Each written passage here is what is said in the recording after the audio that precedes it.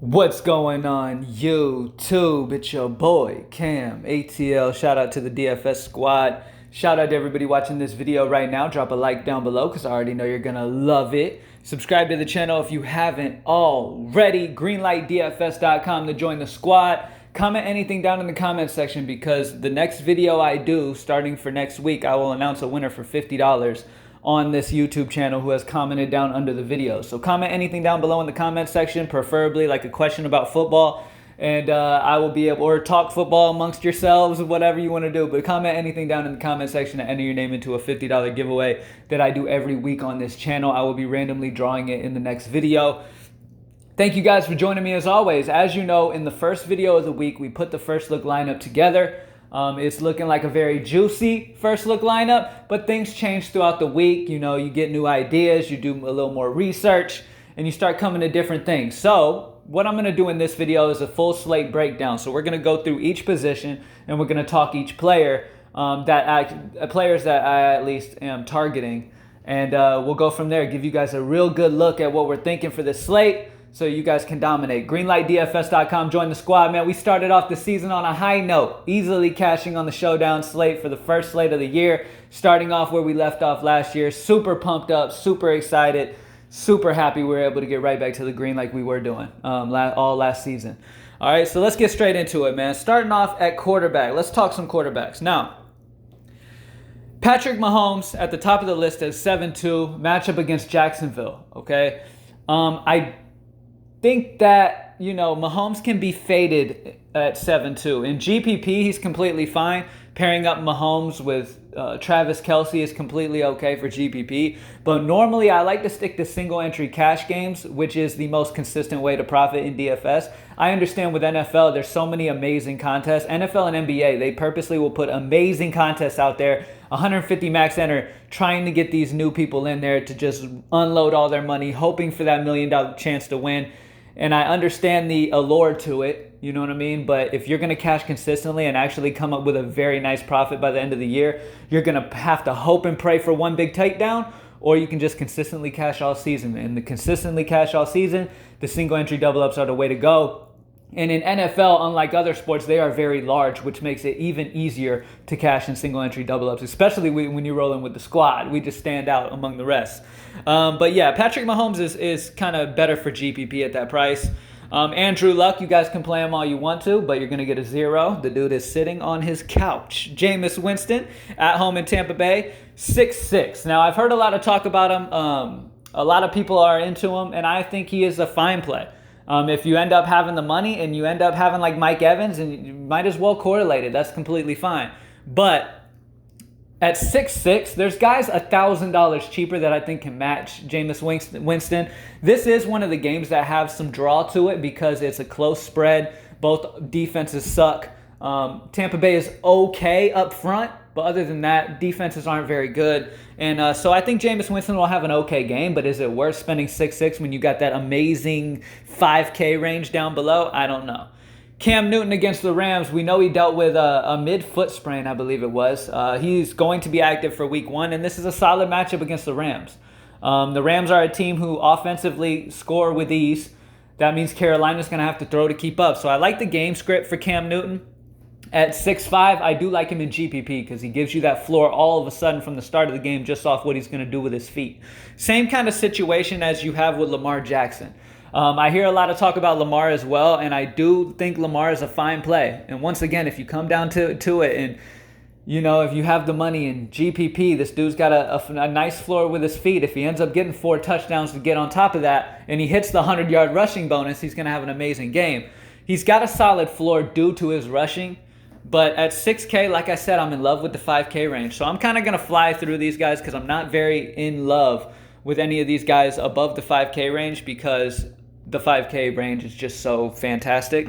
But let's keep going. Now, Baker Mayfield is fine for GPPs. I'm not very interested in cash games. Jared Goff against Carolina is interesting. He's got all of his weapons. He's got Cooper Kupp back. He's got all of his weapons out there on the field with him. Carolina's defense is not very good, especially that secondary. So I definitely think Jared Goff is fine. Matt Ryan against Minnesota, I will be fading him this week, along with the Atlanta offense in general, because I have respect for this Minnesota defense. Even though I'm really hoping to see my Falcons win. If you guys know me, I love the Atlanta Falcons, huge fan, but I will be fading them in DFS this week because if they do win, I'm not seeing it being a super, high-scoring game. Maybe on the Minnesota side. I'm a little worried about it. I'm not going to lie. I'm a little worried about Minnesota this week, but in Minnesota especially. But yeah, I'm not playing Matt Ryan. Phillip Rivers against the Colts would be fine if I believed in Brissett being able to actually keep up in this game. I worry a little bit about Brissett coming in with the pressure he has on him, with the Colts fans being so pissed off what happened to Andrew Luck and all that stuff, booing him off the field. I mean, he's got a lot of pressure to actually do well because these dudes are already mad. And I just, I don't see him doing that great against this Chargers defense. Matter of fact, I love the Chargers defense. Phillip Rivers, I don't see why he would need to throw it a whole bunch. I do like one of his targets, Austin Eckler. Really, really like him. But other than that, Phillip Rivers at 5'9". Dak Prescott at home in Dallas at 5'9". Dak is always a solid play at home. He tends to be super, super consistent. He is one of the consistent quarterbacks in the league. He can do it with his feet. He does try to stand in the pocket a little more, but he can do it with his feet. Going against the Giants, this game has always been a huge rivalry. Both of these teams step up for this game. So yeah, Dak can definitely be played at 5'9". Jimmy G at 5'8". Jimmy G is another guy in this Tampa Bay game. Like I mentioned, I do like this Tampa Bay game in general. I do think it's going to be a fine game. The only issue going against Jimmy G is that there's other guys below him that I like more, okay? Let's keep talking. No, but I do like Jimmy G a lot in this matchup against Tampa Bay. Secondary is not very good, so Jimmy G should be able to do some things at 5'8". Carson Wentz, I put him in the first look lineup. I really like Carson Wentz in this matchup, man. I think Carson Wentz with that new weapon in Deshaun Jackson is going to have a good game. So yeah, I'm still on Carson Wentz. I do love him at 5'7". The guy that's really stepped up to me, and then we're going to talk a few of these other guys. Nick Foles has really stood out to me lately. He's on a bad offense. I understand that. He doesn't have many weapons. They don't have Allen Robinson anymore, who just did amazing for us. On our showdown lineup for Chicago at a lowish ownership, which was surprising. But Nick Foles at home in Jacksonville at 5'3". What's going here? What is good here for Foles is that Kansas City, no doubt, is going to score with ease. Okay, this offense is ridiculously good. They're going to put up a ton of points. What does that mean? That means that the game script for Nick Foles is amazing. Probably the best game script on this entire slate. Okay, he is going to need to air the ball out a ton to keep up with Kansas City. So just off that, I like him to be a very solid performer this week. At 5'3", he is just very, very cheap for a guy in a game script like this. And we know what Foles is capable of. He doesn't have the guys surrounding him like he did when he was in Philly and won the Super Bowl. But he's still a guy that has tasted the Super Bowl. He's played in a big game as the Super Bowl. And now he's going out there and going to have to wing it a whole bunch versus a Kansas City team that can score with ease, but they also suck defensively. All right, let's just be honest. Now, Matthew Stafford against Arizona is interesting, as well as Kyler Murray on the other side. I'm going to start here with Matthew Stafford. Matthew Stafford against Arizona is good because Patrick Peterson, their best cornerback, will be out this first game. That should open things up for Matthew Stafford. I do like him a lot in this matchup at 5'4", but I do prefer Nick Foles over him. Kyler Murray at 5'6" is another guy that's garnishing a lot of attention right now, okay? He is a rookie. He can do a lot with his feet. The only thing that bothers me a little bit with him is he just seems super jittery and uncomfortable right now. He does not seem comfortable in that offense yet, and that's what bothers me. Yes, this dude can do a bunch with his feet, okay? But at 5'6", when you have a guy that's already proven himself down at 5'3" in a better game script, Kyler Murray at 5'6" is fine. I'm not going to fault you for it, especially in GPP, because, like I said, if he ends up having a huge throwing game and he rushes really, really well and just breaks out in his first game, then you'll be sitting pretty, okay? The only issue with me is the limited time he has been on the field, he has just not seemed comfortable yet. It might take this young kid some time to get comfortable and start winging it around, all right? Anybody else I really want to talk about? Nobody else really interests me in this range. Yeah, we're going to move on to running back. Now, at running back, our boy Chewbacca came back. No, I'm just kidding. Ezekiel Elliott, dude has got to cut that beard, man. Like cut the beard. I mean, you know what I think it is? I think if he cuts his beard lower, then he looks goofy. I guarantee you, if he has a short beard, he's goofy looking. You know what I mean? And I'm not the type of dude to judge guys, but you know what I'm saying? I'm just saying. I think the beard suits him well, and that's fine because it gives him superpowers. Ezekiel Elliott is an absolute monster. I'm not going to lie. But at 9-2, do we play an Ezekiel Elliott who's been away from the team for a while? They've already talked about most likely limiting him here in this first game. No, thank you. Not at 9-2. I'm not playing Ezekiel Elliott. Trust me, guys. He is not expected to get his regular workload. Now, if they come out and say Zeke's going to be ran into the ground, we're going to run him just like we always do, then sure, you can consider him, yes. But at 9-2, nah, not for a guy that's going to be limited. It's been away from the team. It's going to take a minute to get back acclimated and rolling smooth. Saquon Barkley at 9,000 going against Dallas. Now, he does so much in this offense. He's a beast. I'm not going to sit here and even lie to you. The dude dominated Dallas last year, getting 24 Draftkings points and 27 Draftkings points. He did very well against them last year. The only difference is he had a huge playmaker on the field with him. You know what I mean? Odell Beckham is now in Cleveland. Okay, so what that does is that brings all that attention. Some of that attention was split to Odell. Now all of that attention is over on Saquon Barkley. What they're going to do is, if I was a defensive coordinator, I would stack the damn box. I would double team Saquon all damn game and make Eli beat me with Sterling Shepard and the other dudes that I can't even name because they're not good enough to name. Okay? So, I mean, they're better than me because they're professionals, but still.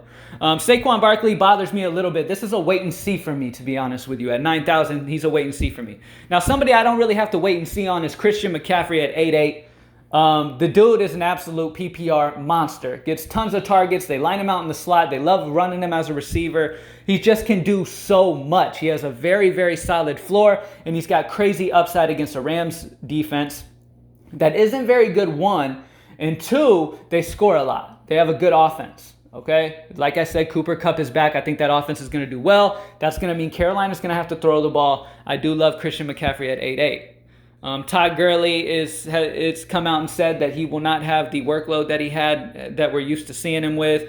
David Johnson against Detroit is definitely interesting. I could see them giving him a lot of run here in the first game. Like I said, the first few games maybe to get Kyler a little more adjusted to the NFL speed. The speed of the game, because it's such a huge jump going from college to pros. I mean, it's so much faster, okay? So David Johnson could see a ton of run here, and a healthy David Johnson is a monster, okay? And against Detroit, thank you. I love him at 7.7. I do like him a lot. Melvin Gordon will not be playing week 1. That means Austin Eckler. Let me go ahead and go to him now. Austin Eckler at 5.5 will be the man for the Chargers. He's going against the Colts. Very bad defense. They did step their defense up a little bit through the offseason. They're okay. They brought in a new linebacker. I can't think of his name right now, but they're going to be a lot more better versus the run. But that's okay because Eckler's very good in the pass game as well. He's kind of like a little Danny Woodhead that they used to have. So Eckler at 5.5, I really like him. He can catch passes, and he's super, super cheap. So Eckler is definitely big time on my radar for sure. Anybody else? Oh, yeah, Le'Veon Bell at 7.1.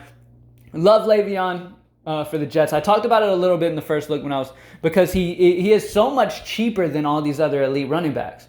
Every time Le'Veon's been on the field since DFS has existed and Le'Veon has been the man he has been priced at the very top every single weekend. Okay? Yes, he was on Pittsburgh. They had a whole bunch of weapons to kind of open the field up for him. Now on the Jets, the field won't be near as open because they don't have many weapons, and same kind of issue with Saquon Barkley. Defenses could really zone in on Le'Veon, shut him down, and make Darnold throw the ball against them, which Darnold I think could. I do have faith that Darnold is a solid quarterback. And that's where Le'Veon Bell kind of fits in here. He can line up in the slot. They can run him in a receiver. I did hear some talk about them wanting to definitely get him involved as a receiver a lot in this offense right here. So Le'Veon is 7.1 just purely off talent level and purely off the target share he's going to be getting. I do like him a lot at that very discounted price for a guy of his caliber at 7.1, but he is on a much worse offense than we're used to seeing him on. So you kind of want to wait and see on that. Anybody else I want to talk about here? Oh, Leonard Fournette at 6.1. for Jacksonville going against Kansas City. The game script doesn't line up for Leonard Fournette that great. He can still catch passes in the pass game.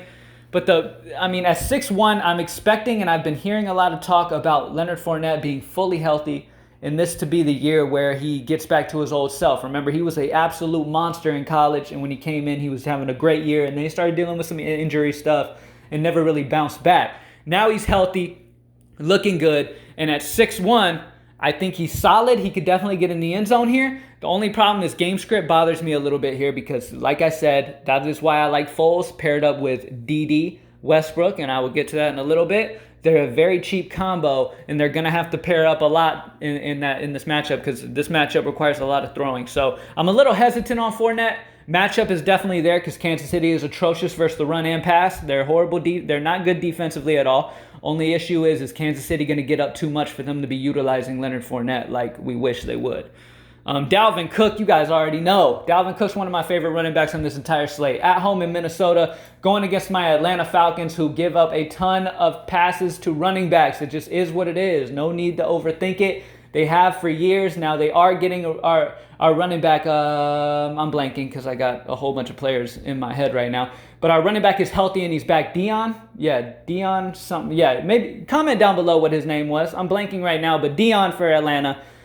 He's very good in the pass game, defending the pass game as a linebacker. He's going to help the Falcons a lot with that, but that doesn't really matter. They're still going to give up a ton of points to running back. And if Minnesota gets up like I'm worried about, they're going to utilize Dalvin a lot, man. This matchup's just really, really good for Dalvin Cook. Love him at 6,000. He is one of my favorite guys to use. Some other guys. Kerryon Johnson is interesting at 5'8" against Arizona. Let's see. I already talked about Austin Eckler. Love him. Will not be using Devontae Freeman against Minnesota's stout defense. Mark Ingram is interesting to me, man, because we know what type of beast running back he is. He can catch passes. He absolutely runs all over people, and Baltimore loves to run the ball. Only issue is Lamar Jackson loves to run the ball. Like, they have so many run schemes for Lamar to run the ball. It's like, is Mark Ingram going to get enough touches? Now, Baltimore runs the ball a ton, so Mark's going to see his touches. If he gets 15 to 20 touches, he's going to hit value at 5-1. Love Mark Ingram against Miami. Great matchup. They are bottom in the league against the run, so definitely consider him. Tevin Coleman is interesting. My Falcons let go of him, and I absolutely loved him when he was with us, man. He's a very solid running back. He's quick. He's elusive. I love Tevin. He can catch passes in the pass game. Going against Tampa Bay, amazing matchup once again. So Tevin is also solid. I like him in GPP because nobody's talking about him. I like him and Mark Ingram in GPP a lot. Anybody else? Dion Lewis is always a threat, especially in PPR. He's always a threat going against Cleveland, who should be a very good offense this year with Odell Beckham, Jarvis Landry, and Baker Mayfield. Dion Lewis, Tennessee is going to have to throw a lot. I like the game script for Dion Lewis here at 4-7, especially with DraftKings being PPR. All right. Kansas City brought in LaShawn McCoy. I expect LaShawn McCoy to get some decent run here in this game script. They brought him in to utilize him a lot. Okay. I'm hearing that he is going to get some very good touches in this offense. So in this game script, being up against Jacksonville, he could be utilized, but he's always an injury risk. So tread with caution. All right. Tony Pollard is interesting for GPPs because, like I said, Zeke will be limited this week 1. People might be off of Pollard because that reason alone. Tony Pollard is solid for GPP, especially if he ends up getting like 15 touches and Zeke's super limited. You know what I mean? So, all right, let's talk about wide receivers real quick. I'm going to move a little quicker because I've been just chilling with y'all, just talking my ass off, and I'm sure you're like, oh my God, hurry up. Okay, now, I'm gonna just talk about the receivers that really stick out most to me. Mike Evans at 7-9 against San Francisco. This is an amazing matchup for Mike Evans. Throughout his whole career, he's gotten 29 and 20 DraftKings points against the San Francisco defense. The game script is close. Pairing him with Winston is a great pairing for GPP. Both of these guys should do very, very well. Mike Evans can be played in either format, to be honest with you. He averages damn near 30 DraftKings points when game scripts are close like this. When Vegas lines are super close like this and the game plays out like it's expected to, he averages 30 DraftKings points, which is absolutely ridiculous. So he could absolutely go crazy, all right? Next up, another guy that I really, really like, Brandon Cooks against Carolina. Carolina is a team that struggles a ton versus receivers, man. They're bottom in the league against reception yards allowed. They're bottom in the league against reception touchdowns allowed. They're just not good, okay? In this game script is expected to stay close. Expect Brandon Cooks to have a great game, all right? Also, Stephon Diggs, Adam Thielen. Both of these guys are in play. I'm leaning a little bit more towards Thielen because Diggs will deal with Desmond Trufant, who is a solid cornerback for Atlanta. That's going to open up some openings for Thielen, so I do like Thielen in this offense. Odell Beckham Jr. against Tennessee is obviously a great option. This dude's his talent is just amazing, okay? It's a great matchup for him here against Tennessee. I do think that he's going to be great, so... I'm hearing, though, the only issue with Odell Beckham is I'm hearing that Odell came out and said he hasn't been able to fully sprint and open up completely yet. So him having the limited speed a little bit bothers me a little bit. He's not 100% healthy yet. So Odell Beckham's kind of a fade for me this week, but we kind of wait for him to get healthy, and he's going to be a monster, okay? But because of him being a little hindered, okay, and I'm telling you guys right now, because he is a little hindered, do not sleep on Jarvis Landry at 5'6". Jarvis Landry with Odell Beckham not at 100%. He's not able to fully sprint yet. He will be on the field as a decoy. That's going to open up Jarvis Landry a ton. I'm expecting big things from Jarvis Landry this year, and he is a PPR monster. Okay, so at 5'6", I love Jarvis Landry. Let's go back up here real quick. All right. Robert Woods I like against Carolina as well. Tyler Lockett against Cincinnati is a very solid option. He's just... Doug Baldwin obviously retired. Tyler Lockett moved up to the main man in this offense. The only issue here is game script. I expect Seattle to get up and pound the ball a lot and not have to throw it as much as we would like. All right. Cooper Kupp against Carolina. I already talked about it. I think Cooper Kupp's in an amazing spot. Carolina's bottom in the league, like I said with Cooks. Bottom in the league against reception touchdowns. Bottom in the league at allowing reception yards. It's horrible. All right? Plain and simple. Now, Chris Godwin. Let's go to Chris Godwin.